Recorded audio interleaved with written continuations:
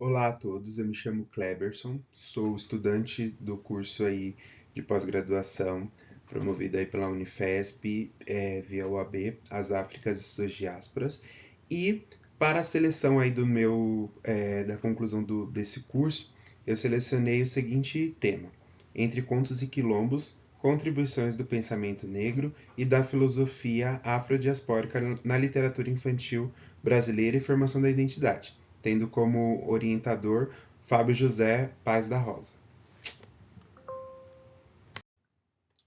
Bom, e aí, como que esse tema surgiu?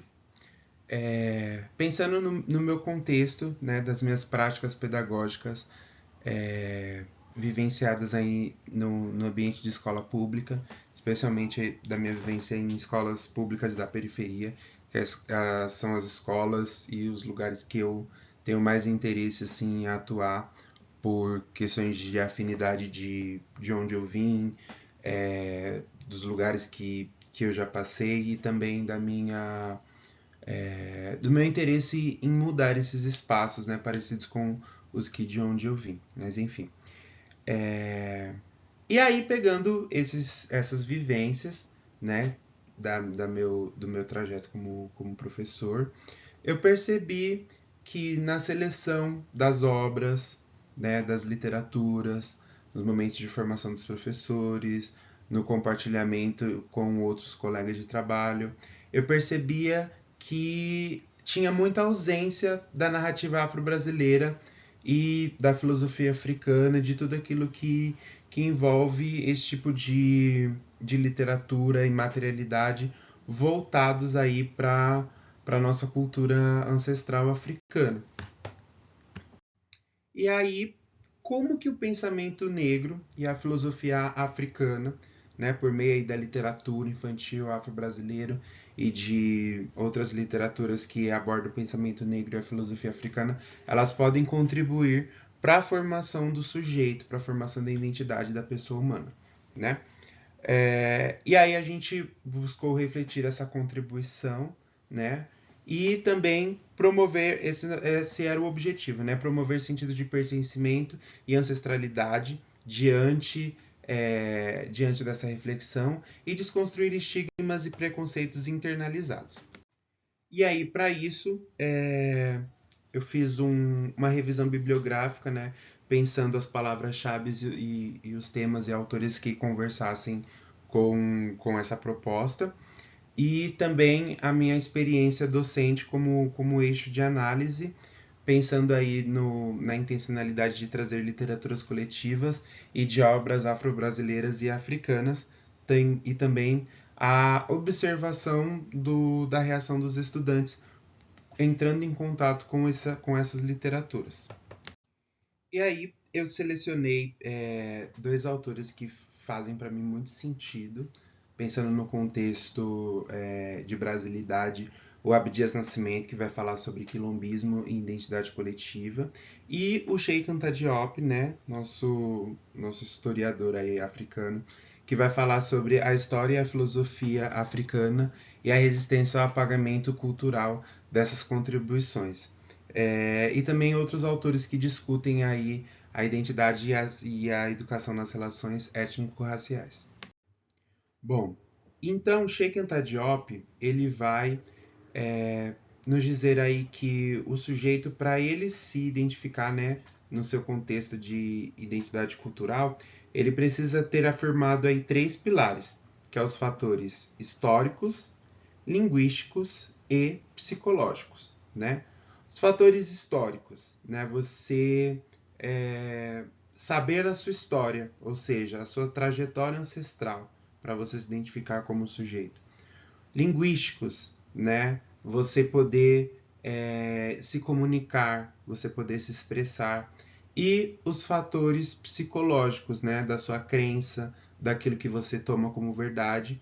E tudo isso, né, todos esses três pilares, pensando aí na trajetória do povo negro, né, no nosso Brasil, na nossa Constituição como povo, todos esses fatores eles foram negados, né? E pensando na restituição desses fatores, desses três pilares, o Abdias Nascimento ele vai nos trazer o conceito de quilombismo, né, que é um espaço desse pertencimento e dessa resistência negra, de revisitar esses saberes e essa ancestralidade que foi negada. E aí, no contexto educacional, nós temos a Lei 10.639 de 2003, que fala, né, sobre o ensino da cultura afro-brasileira, da história e da cultura afro-brasileira e africana. E aí, pensando nessa lei, e desde o tempo que ela foi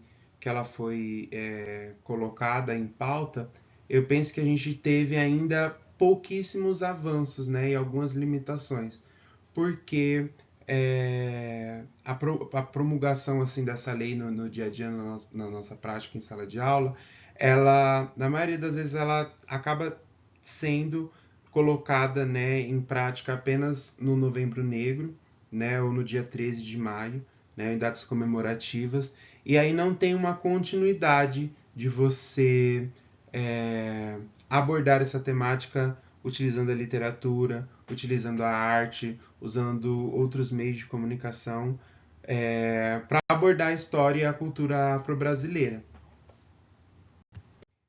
E aí, qual é o poder da literatura? O que a literatura ela pode trazer de contribuição? Bom, o ato de ler, né, quando você compartilha uma leitura, quando você lê para si próprio ou lê para o outro, aí nesse caso aí, o professor quando lê para o estudante quando ele lê para si próprio como um momento de deleite ou como um momento de apreciação, de fruição estética, o poder que essa literatura traz, ela transforma, né? Ela abre caminhos para outros mundos, para outras realidades. Ela também faz você se questionar sobre as coisas que existem à sua volta, ao seu redor, aquilo que você vivencia. E também pode ser uma grande ferramenta para combater preconceitos, para combater o racismo estrutural, para combater as desigualdades, né? Mas isso só vai ser possível quando a intencionalidade dessa leitura e dessa literatura ela for colocada à prova, né? A reflexão, né? Tipo, a seleção do que eu estou lendo e do que eu estou apresentando para os meus estudantes nesse sentido. E aí, dois livros, né, que eu quero trazer aí como exemplo que eu selecionei para ler com os meus estudantes. Um deles é Meus Contos Africanos, né, que é um livro recheado de contos, e aí cada conto remete a um lugar específico de um país da África e meio que a história desse conto, o que esse conto traz.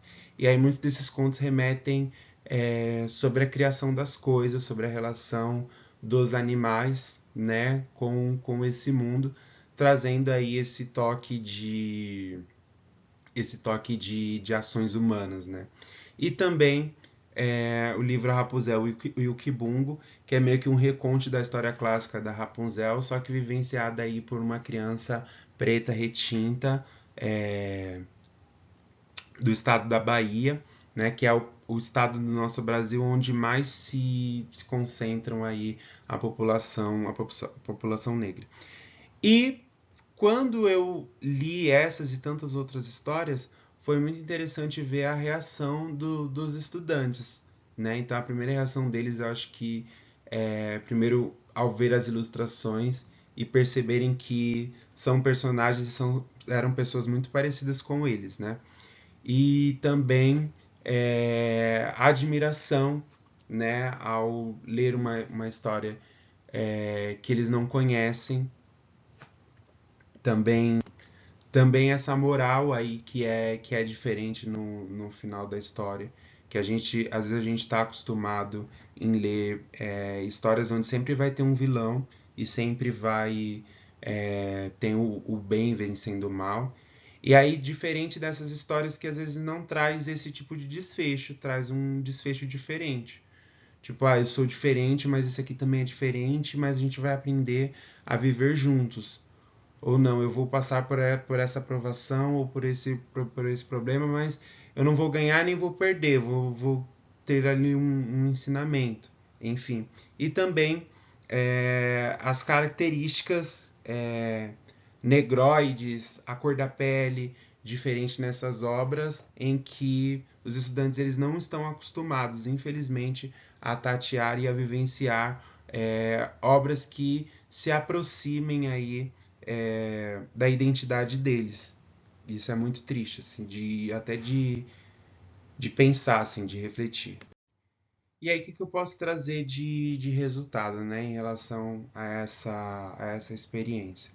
Né, que eu acho que a literatura afro-brasileira, infantil afro-brasileira e também as que trazem a filosofia africana como cerne, eu acho que ela traz muitas contribuições positivas, né, que às vezes não são esperadas quando a gente acaba lendo ou adicionando nos nossos conteúdos coisas que o ambiente escolar ele já reproduz, né? O que ele já vivencia ali há muito tempo e que não são colocadas ali como importante, às vezes apenas no Novembro Negro ou no 3 de maio, como eu citei.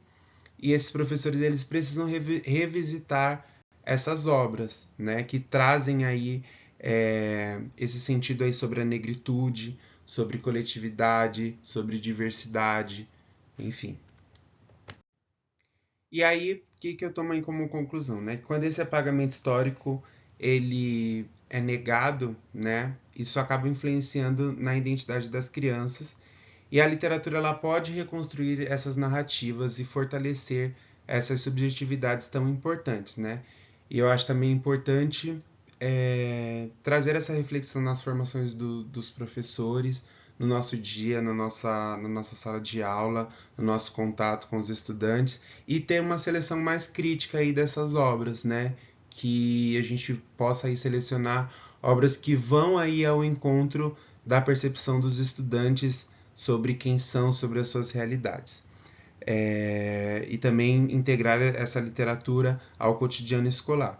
E aí eu quero trazer um trecho que eu gostei muito do meu trabalho, que é: talvez seja porque ainda não entendemos que quanto mais incluirmos a vivência corriqueira de assuntos e obras literárias que remetam à identidade dos estudantes, seus territórios de vivência, seu tom de pele e diversidade que o contorna, mais estaremos contribuindo com o bem-estar coletivo e a formação de sujeitos que enxergam a si, enxergam o outro e enxergarão a todos que verem, não importa se este é ou não um espaço formal de ensino.